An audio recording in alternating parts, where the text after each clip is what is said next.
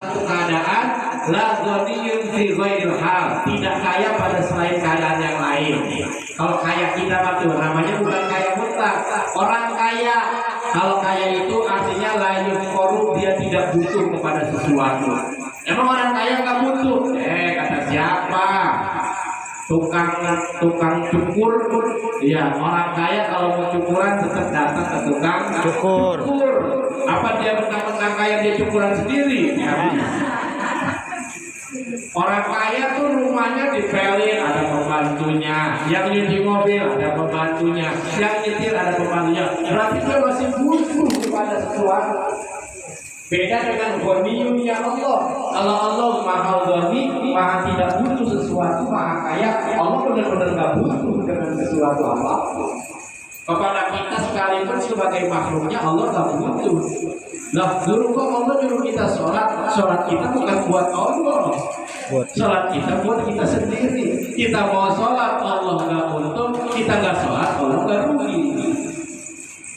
Maka kita sholat yang buat kita nggak sholat yang rugi kita juga.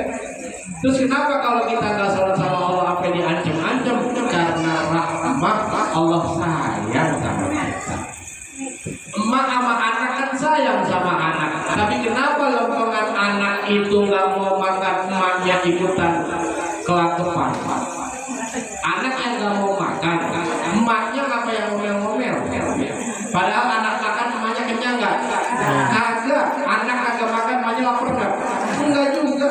Tapi kenapa emak kalau anaknya nggak mau makan sampai ngomel-ngomel, sampai ngejar-ngejar, makan sampai diiling-ilingin, makan kan harus makan di mainstream. Sampai iling-iling karena rahmat. Sayangnya kita sama anak. Allah suruh kita ibadah, bukan berarti Allah butuh sama kita. Kita ibadah Allah nggak untung, kita maksiat Allah nggak rugi. Tapi ibadah kita buat kita sendiri. Sampai Allah saking sayangnya, Allah ancam kita dengan neraka dan Allah janjikan kita dengan surga kalau seandainya kita mau ibadah. Padahal buat Allah masukin ke surga gak mesti kita harus ibadah. Boleh-boleh aja. Allah mau masukin racun ke surga, boleh gak? Boleh. Gak boleh aja. Allah masukin orang yang ahli ngaji ke dalam neraka, boleh gak? Boleh. Gak boleh-boleh aja. Neraka punya siapa? Allah. Punya Allah. Surga punya siapa? Allah. Punya Allah. Makhluknya punya siapa? Allah. Punya Allah. Setelah Allah mau kemana juga. Jadi gak ada kewajiban buat Allah masukin orang baik dalam surga, orang jahat ke neraka, enggak ada kewajiban. Buat Allah apa aja bisa. Makanya kalau kita jangan heran nanti ada di surga, ada orang sholat tidak pernah, ngaji tidak pernah, tahu-tahu masuk surga. Pasti dia punya amalan yang membuat hati Allah luluh, yang membuat rahmatnya Allah turun, yang membuat kasih sayangnya Allah lebih kepada dia. Kayak kisah di dalam Riyadhus Shalihin, ada pelacur masuk surga gara-gara ngasih minum gizi. Itu hadis sahih, cerita sahih itu hadis Nabi Shallallahu Alaihi Wasallam. Kenapa? Karena rahmatnya Allah kepada orang-orang. Makanya kita sebagai makhluknya Allah jalani apa yang Allah perintahkan. Maka nanti adanya siksa, adanya mizan itu adalah kemudian terserah Allah Subhanahu wa Ta'ala. Maka pada saat itulah pada hari kiamat Allah teriak, aku adalah raja. Mana kemarin yang pada melihat pada ngaku-ngaku sebagai raja? Mana yang kemarin ngaku-ngaku sebagai orang yang kuat? Mana kemarin ngaku-ngaku sebagai orang yang kaya? Itu semua gak berlaku di hadapan Allah Subhanahu wa Ta'ala. Lagi orang kita mah kalau ngaku kuat ngomong doang kuat. Aku juga coba dah kalau bicara kuat tahan, kelopak mata jangan merem. Lu mulai kali matanya aja gede begitu coba, ayo tahan. Berapa lama berarti tahan?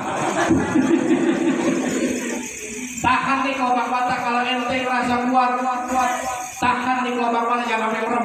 Mulai kayak begini, tahan aja. Apa bisa nahan? Gak mampu ternyata kita. Kita kaya banget kalau kita kaya banget, jangankan kita. Nabi Sulaiman pernah minta izin sama Allah Ta'ala, ya Allah, kekayaanku begitu luas. Kata Allah, izinkan saya satu hari kasih makan seluruh makhluk yang ada di bumi. Nabi Sulaiman Nabi kaya, prajuritnya bukan manusia doang, jin, binatang, prajurit dia semua. Pengen suatu ketika dia ngasih makan seluruh orang di muka bumi. Maka apa kata Allah Ta'ala, wahai Sulaiman, kalau kamu mau kasih makan seluruh makhlukku, kumpulin makanan yang kamu punya. Waduh, Nabi Sulaiman suruh pasukannya dari jin, dari manusia, dari binatang, suruh kumpulin makanan, ditaruh di lereng gunung, dikumpulin seluruh makanan, biar itu semua makhluk ambil makanan dari Nabi Sulaiman. Pengen sehari orang Nabi Sulaiman kasih makan. Apa yang terjadi? Datang makhluknya Allah, ikan nun dari laut timbul, dimakan semua makanan yang tadi dikumpulin. Habis. Nabi Sulaiman minta ampun kepada Allah. Kenapa? Karena ya Allah, jangan kasih makan seluruh makhluk. Satu orang itu ikan nongol, sudah habis semuanya. Ikan nun, ikan yang menelan Nabi Yunus, dimakan semua ikan habis. Itu adalah kebesaran Allah Subhanahu wa Ta'ala. Allah masih kita makan nggak bisa. Maka ada sebuah kisah di mana Nabi Ibrahim alaihissalam pernah berdoa, ya Allah, jadikanlah aku sebagai hamba-Mu yang bisa bersedekah kepada seluruh makhluk di dunia ini. Lalu kemudian Nabi Ibrahim minta kayak gitu, dikabul sama Allah Ta'ala. Kata Allah Ta'ala, wahai Ibrahim, kamu naik ke atas gunung, lalu kemudian kamu mengangkat tangan di situ, dan di situ nanti akan ada timbul kayak hujan, semacam hujan. Lalu Nabi Ibrahim naik ke atas gunung, minta undangan sama Allah, ya Allah, aku ingin kasih makan seluruh makhluk yang ada di bumi ini. Kata Allah, angkat tanganmu. Begitu angkat tangan, lalu kemudian Allah turunkan seperti hujan yang itu menyebar ke seluruh dunia, yang mana hujan itu berubah menjadi garam. Makanya ada yang bilang garam kita sekarang itu garam dari Nabi Ibrahim. Waktu Nabi Ibrahim dia kasih makan seluruh makhluk lewat garam. Makanan apa yang nggak pakai garam? Ayah ibu masak apa yang nggak pakai garam? Pakai garam semuanya. Itu doa dari Nabi Ibrahim alaihissalam. Ya, kalau bisa goreng garam nggak? Pakai tetap ya. Kalau bisa goreng. Masya Allah. Itulah kekuasaan Allah Ta'ala. Allah yang Maha Raja. Kita nggak ada apa-apanya, kita nggak ada apa-apanya. Maka kata Allah, di hari ini tidak ada lagi raja pada hari ini. Tiada aku mengubahkan janjiku. Maka jika mengubahnya, niscaya adalah aniaya. Maksudnya aniaya zalim. Kata Allah, aku tidak akan pernah menyalahi janji. Innallaha la yukhliful mi'ad. Allah tidak pernah melanggar janjinya. Maka kalau Allah melanggar janji, berarti Allah telah berbuat zalim. Maka berkata ia kepada malaikat Zabaniyah, ya, sediakan olehmu neraka jahanam itu. Masya Allah. Jadi Allah perintahin, Zabaniyah, malaikat Malik pimpinannya, ya, Zabaniyah, tuh kamu siapin neraka jahanam. Maka bernyala-nyala neraka pada ketika itu. Masya Allah, nerakanya nyala-nyala. Api neraka jahanam itu bukan seperti api di dunia. Api di dunia adalah api yang telah direndam selama 1000 tahun di lautan. Api di dunia yang ada di kita, ini sekarang api kita nih, api kompor, api las, itu adalah panasnya dari neraka sudah direndam 1000 tahun di lautan. Lalu kemudian diangkat sama Allah jadilah api dunia. Jadi kalau mau tahu api akhirat bagaimana, api dunia kali 1000 kali panasnya. Makanya hukuman paling ringan di neraka itu adalah ada batu kerikil kecil diinjak otak melepuh. Nauzubillah, itu dosa paling ringan. Azab paling ringan di neraka ada batu kita injak, buat kita yang nauzubillah, kita yang orang itu. Ya, ada batu diinjak sama orang, otaknya melepuh. Nauzubillah. Jadi jangan dikata neraka itu kayak penjara, enggak, lebih lagi. Ya Allah, dan siksanya tidak berhenti terus. Ya, lidahnya dipotong, nongol lagi, dipotong lagi, nongol lagi, dikeprak palanya hancur, nongol lagi, keprak lagi, nongol. Nauzubillah min dzalik. Maka Allah katakan kepada malaikat Zabaniyah, siapin tuh neraka yang menyala-nyala. Maka disiapin neraka pada ketika itu, maka menangislah malaikat Jibril.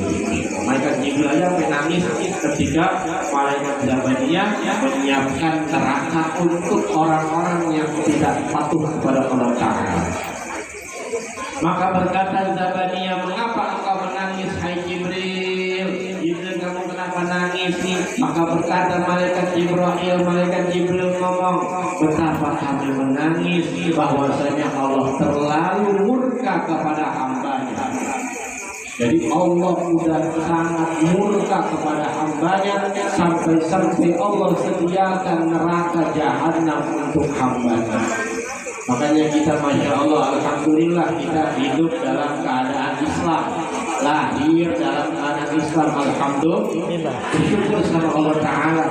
Apalagi keadaan kita kayak begini, Alhamdulillah kampung kita ada pengajian, Alhamdulillah kita masih bisa sholat, Alhamdulillah kita bisa ibadah dengan nyaman, Alhamdulillah, bersyukur sama Allah. Mudah-mudahan gak bikin Allah murka. Sabar, kalau saya susah mulu dulu hidupnya sabar. Sebentaran doang. Ya, kata Nabi, umur umatku tidak jauh daripada 60 sampai 70 tahun. Berarti kisaran umurnya 60 sampai 70. Bentar apa lama 60 tahun? Bentar. Bentaran. Kalau dibandingkan dengan surga, dibandingkan dengan surga kita dapat selama-lamanya. Makanya kita jangan berbuat yang aneh-aneh di dunia. Kenapa? Karena kita akan dapetin sesuatu yang selama-lamanya. Nikmat biarin kita mah begini adanya, terimain aja apa yang Allah kasih. Dapat laki potongannya begini, biarin. Jangan nengok laki orang mulu ditengokin, sama kalau dibongkar itu sama aja. Dia kadang kita loh, bang orang kayak laki lo bang lo cuma lakinya perhatian banget, ibu belum aja belum tahu. Lakinya perhatian banget, ngasih duit mah nggak pernah tuh. Bener. Kita kalau lagi cerita nih hati-hati, itu kalau dibongkar semuanya laki sama aja. Maka bagaimana dulu jalan terbaik, terimain apa yang udah Allah kasih. Qanaah, terima apa adanya. Anak kita potongannya begini, biarin. Jalanin aja tugas kita. Taat sama suami, ngedidik anak, jalanin aja. Urusan anak jadi apa, jangan pikirin. Urusan nanti keadaan keluarga kita bagaimana, jangan pikirin. Ini keadaan terbaik, ya Alhamdulillah. Guru saya mah walaupun begini adanya, gaji ibu laki saya walaupun cuma 15 juta sebulan, Masya Allah, Alhamdulillah.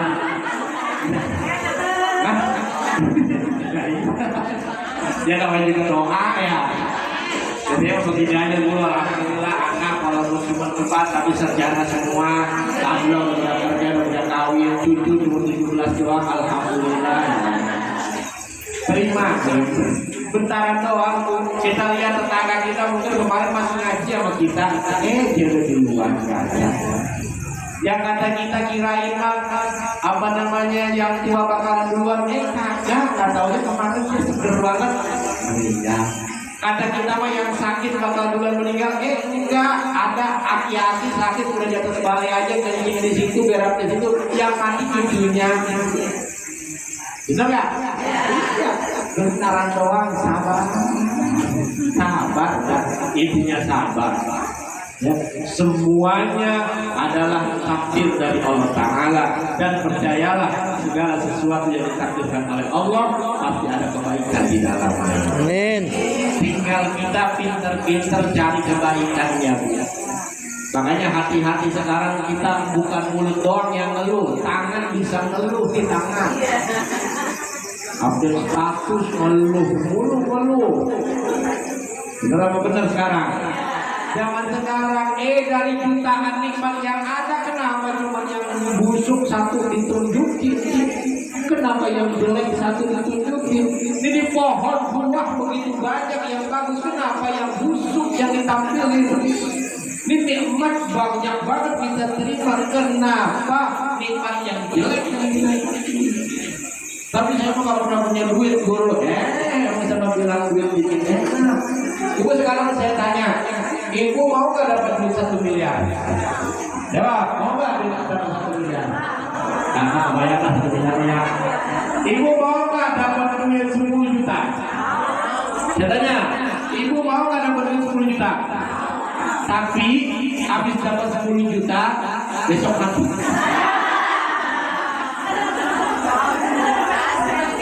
Jadi ibu dapat duit 10 juta, 1 miliar lah ya, boleh ya. Ibu dapat 1 miliar, besok tidur, nggak bangun lagi. Bangun. Pilih mana? Saya pilih mana ya? Dapat duit 1 miliar, besok nggak bangun lagi, atau nggak punya duit 1 miliar tapi besok bangun. Pilih mana?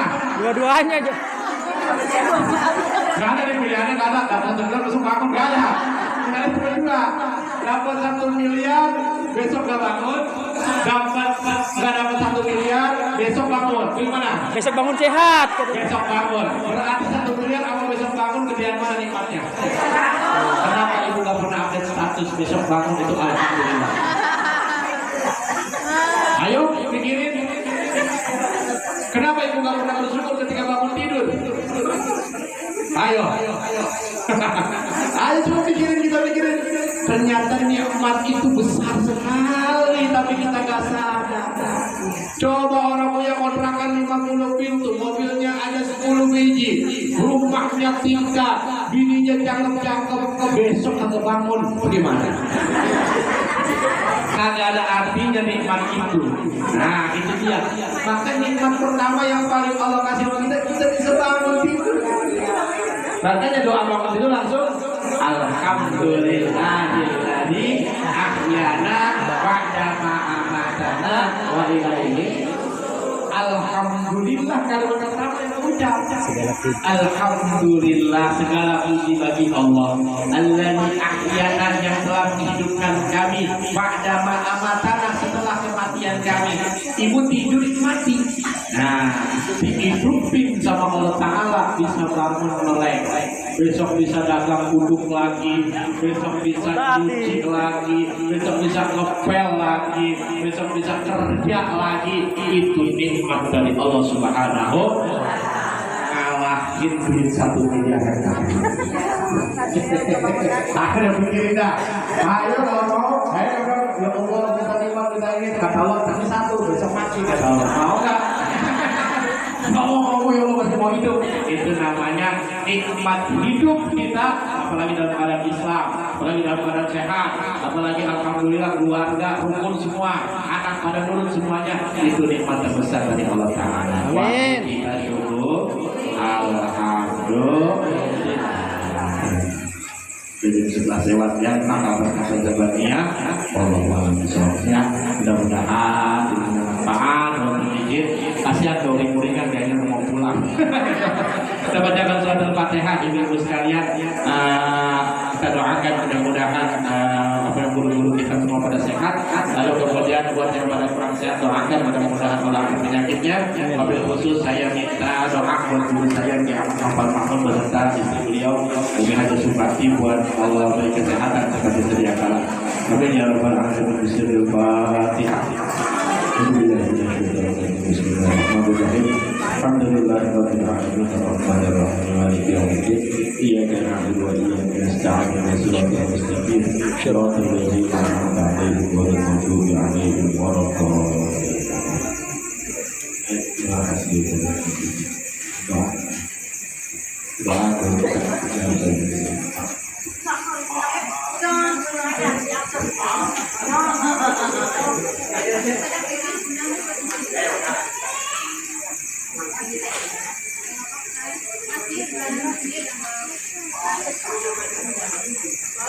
Assalamualaikum warahmatullahi wabarakatuh.